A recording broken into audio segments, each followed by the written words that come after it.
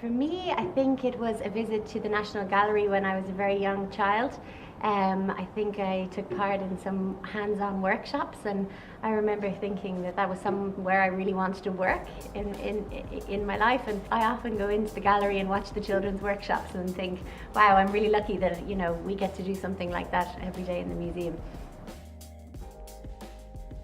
In Spain, and I suppose that in many countries, there were some games related, it was for kids and it brings for Christmas. And there were some related with chemistry, some related with plants, and there are lots of them to try children some jobs. And I had one related to make paper.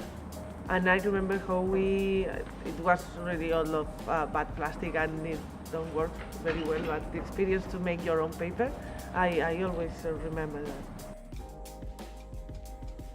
I always enjoyed art in school, and I think I was always drawing as a child, so it was always something that I suppose somewhat came naturally to me. I don't know. Both my parents dabble in some form of art or craft, and I remember in school you all had to make books, and you had to write your book and you had to design a front cover, and I got mine done, and some other boy in the class was having trouble doing his, so basically, Mary, you did his.